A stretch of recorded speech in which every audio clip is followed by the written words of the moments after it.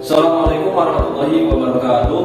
Halo guys, berjumpa kembali pada video praktikum biokimia dari kelompok 1. Pada kesempatan kali ini kami akan melakukan praktikum biokimia dengan judul uji kualitatif lipid yang akan dilaksanakan di rumah masing-masing. Sebelumnya, perkenalkan nama saya Abdul Raja dengan NIM 119206001 dari kelas 5A Pendidikan Biologi Fakultas Tarbiyah dan Keguruan UIN Sunan Gunung Jati Bandung. Perkenalkan juga 6 rekan saya dari kelompok 1. Perkenalkan, saya Alifia Anggasa Putri dengan NIM 1192606.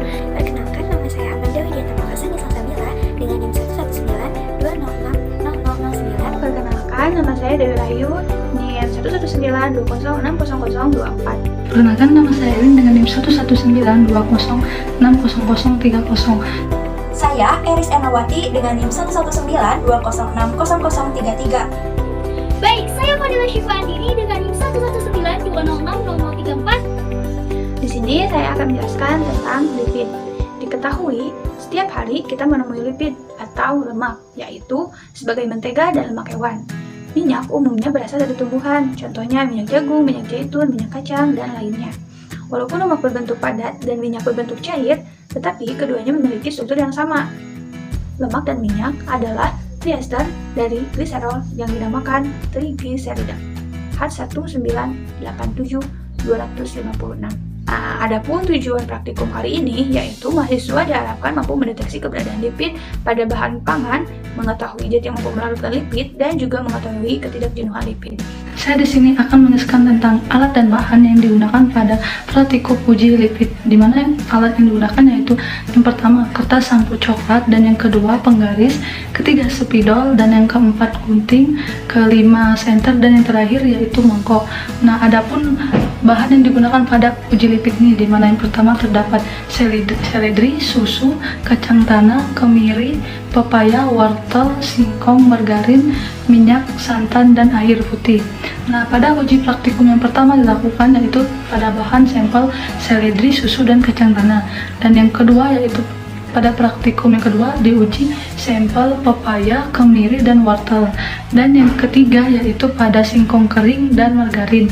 Dan pada uji yang terakhir dilakukan minyak, santan, dan air putih. Pada video kali ini, saya akan melakukan praktikum uji lipid dengan bahan yang pertama yaitu susu, yang kedua ada seledri, dan yang ketiga ada kacang tanah. Dengan alat yaitu kertas sampul yang digunting dengan ukuran 5 cm. Langkah pertama, teteskan beberapa tetes susu pada kertas sampul yang pertama yang telah diberi nama bahan susu. Langkah kedua, oleskan daun seledri ke kertas sampul hingga airnya menyerap. Langkah ketiga, oleskan kacang tanah ke kertas sampul hingga kacang tanah mengeluarkan air yang diserap oleh kertas sampul. Pada kertas sampul yang diolesi oleh susu terjadi perubahan menjadi transparan kertas sampulnya. Pada kertas sampul kedua yang telah diolesi oleh seledri, kertas sampulnya tidak mengalami perubahan transparan. Pada kertas sampul yang ketiga yang diolesi oleh kacang tanah, terjadi perubahan transparan pada kertas sampul. Di sini saya akan melakukan percobaan uji kualitatif lipid pada pepaya, kemiri, dan juga wortel. Langkah yang pertama, kita persiapkan dulu alat dan bahan yang akan digunakan. Seperti kita menghaluskan dulu pepaya, kemudian kemiri, dan juga wortel. Setelah itu kita memotong kertas dengan ukuran 5 x 5 cm. Kemudian kita oleskan bahan-bahan tadi kepada kertas yang sudah dipotong tadi. Ini untuk pepaya, kemudian kemiri, dan juga wortel. Setelah mengoleskan bahan-bahan ke dalam kertas, kita tunggu selama 10 menit.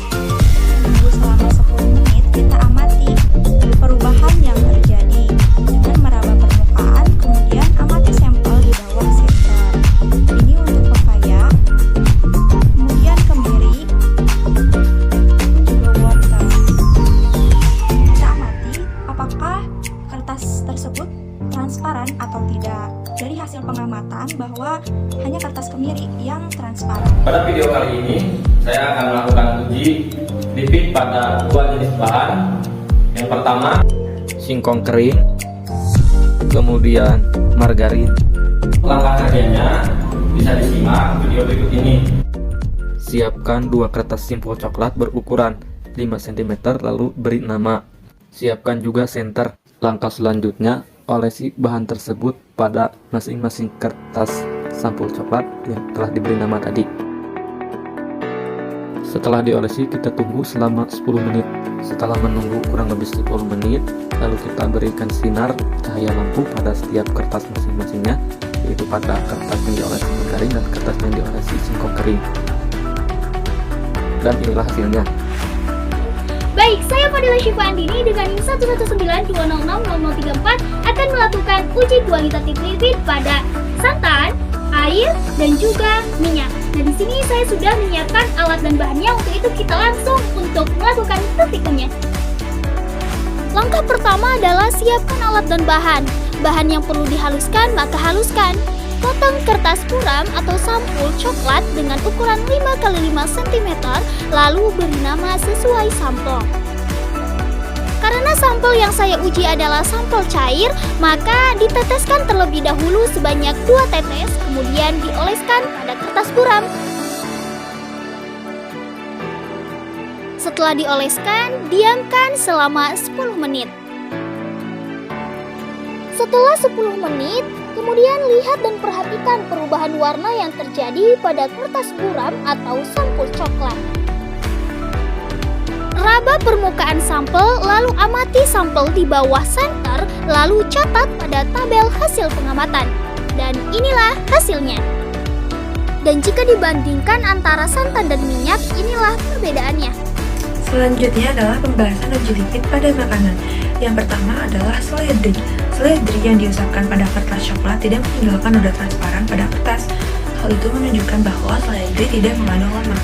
Yang kedua adalah kacang tanah. Kacang tanah yang diusapkan pada kertas coklat ternyata meninggalkan noda transparan pada kertas. Hal itu menunjukkan bahwa kacang tanah mengandung lemak. Kacang tanah merupakan komoditas kacang-kacangan yang memiliki kandungan lemak yang cukup tinggi, terutama lemak tak jenuh.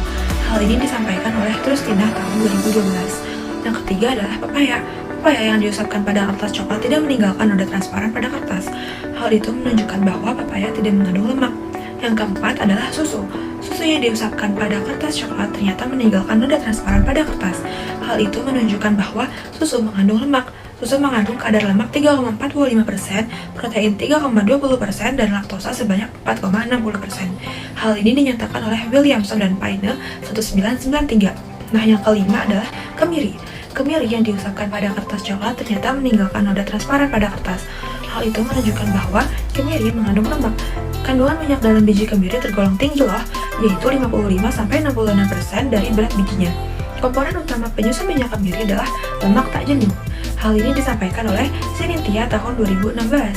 Nah, lalu yang keenam adalah wortel. Wortel yang diusapkan pada kertas coklat tidak meninggalkan noda transparan pada kertas. Hal itu menunjukkan bahwa wortel tidak mengandung lemak. Nah, yang ketujuh adalah singkong kering. Singkong kering yang diusapkan pada kertas coklat tidak meninggalkan noda transparan pada kertas. Hal itu menunjukkan bahwa singkong kering tidak mengandung lemak. Yang kedelapan adalah margarin. Margarin yang diusapkan pada kertas coklat ternyata meninggalkan noda transparan pada kertas. Hal itu menunjukkan bahwa margarin mengandung lemak. Margarin atau mentega merupakan bentuk produk semi padat dan memiliki sistem emulsi yang terdiri dari 20% air dan 80% minyak.